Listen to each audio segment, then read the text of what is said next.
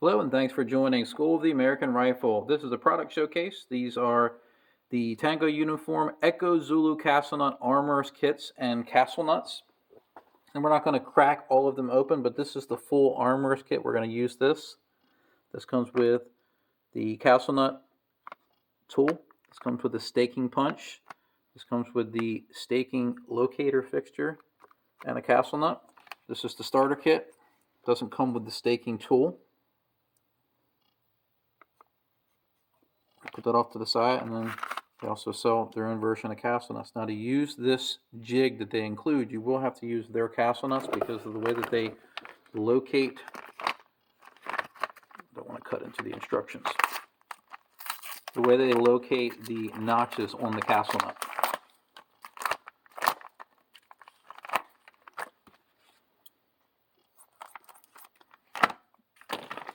Sorry about all the packaging.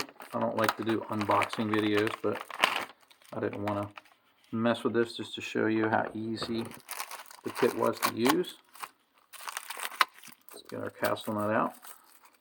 You can see we have a lot of staking notches all the way around it, multiple positions. This is the jig. And the way this jig works is it locks into castle nut positions. And then you can see right here it has holes. When you use the staking punch, it comes down right into the spot right there. Look at that. Perfectly locating where your stake's going to be. Pretty ingenious. And they give you a castle nut wrench. And if you already have one of these, it wouldn't hurt, but this also looks like it has a locator. Look at that. Pretty neat. So the tool itself is also a jig.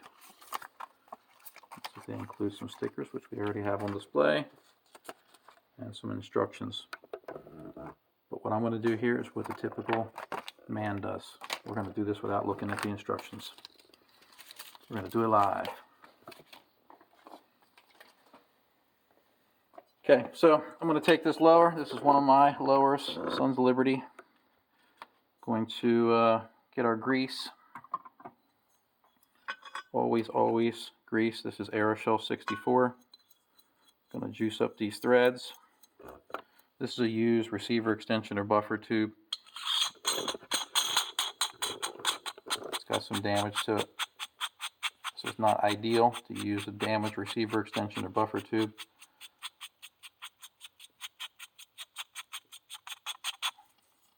Take our end plate, slide it on. Now I'm not going to put all the guts here for the rear takedown pin. Put our buffer retainer in. Let's get some more grease on there. I feel like I'm Bob Ross when I'm talking about this kind of stuff. A little bit of grease.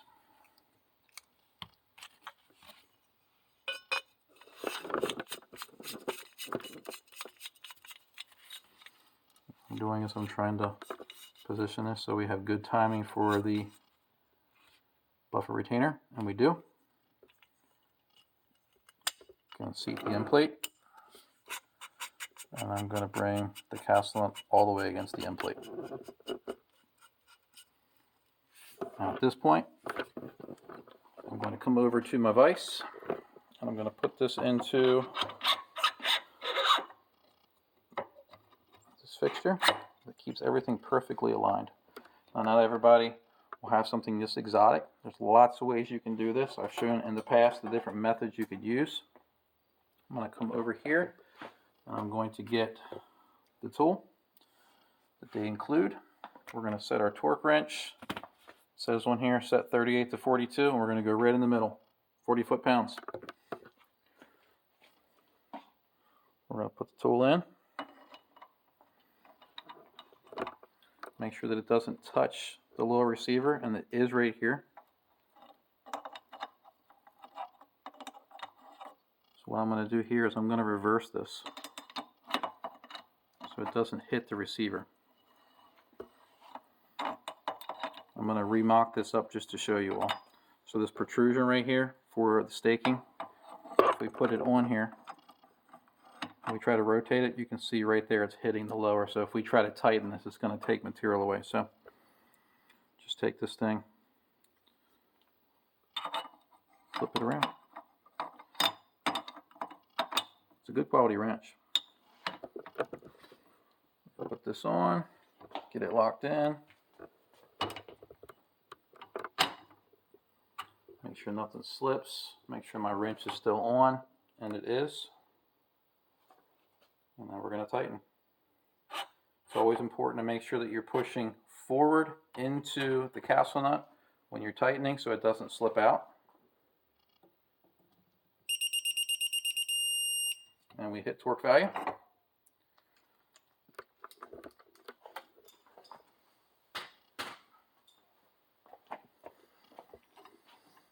So what I'm going to do is I'm going to use this once, and then I'm going to use the plastic one to see if we can see any differences.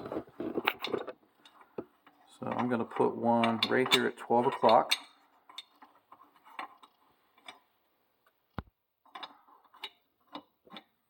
There we go. And let's see what I can get out of this. This is a spring-loaded center punch. So you're going to push down on this and it's going to click. So as we can see right here, there is no staking done to this end plate. Let's put this tool in and see what it does.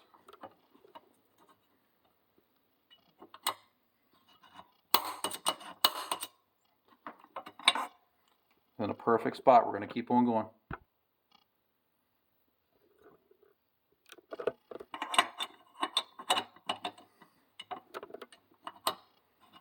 It's a pretty cool tool. One of my students is actually the designer of this.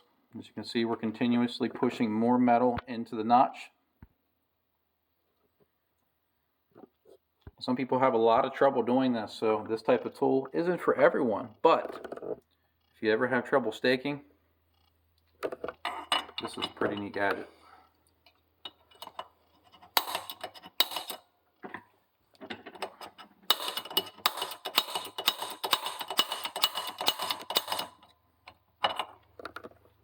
All right, we move some material into it.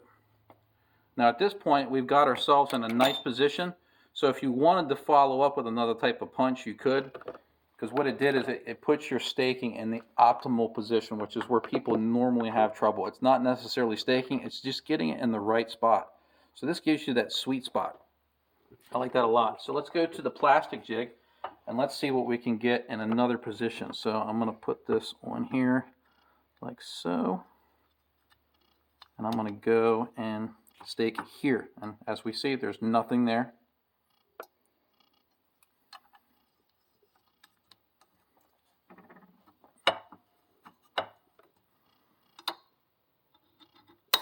One hit, let's see where we're at. That's beautiful. Put it back on.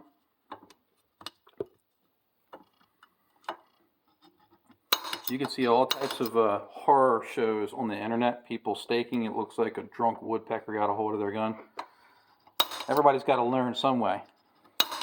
But this tool takes the learning curve out of it. That's pretty nice. I'm going to keep on going. Even if you didn't do this to do the complete staking, pretty ingenious. Now what you could do at this point without the jig, and I'm not sure if this is what's recommended by the manufacturer, you could come in and just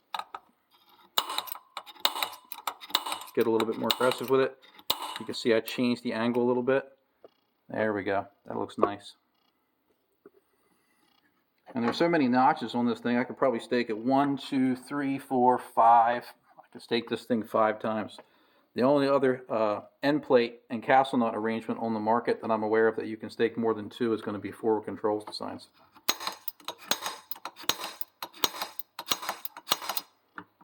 Oh yeah, look at that stake.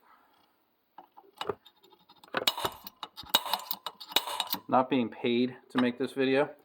I'm just trying to give back to one of my students. I've always told my students that if they make a neat product, I want to showcase it. And this is a neat product. They are carrying this at Brownells. So if you're interested in the Tango uniform Echo Zulu Castle Nut kit, go over to Brownells and pick it up. They may be stocking it at other places, but I do know they have it in stock. I actually was about to buy this from Brownells before he reached out and said, Chad, I got this for you. Didn't even know it was his. Really, really neat kit. Let's come back over one more time. Look at that staking. Very nice. As always, I hope you found this video educational. Thanks for watching.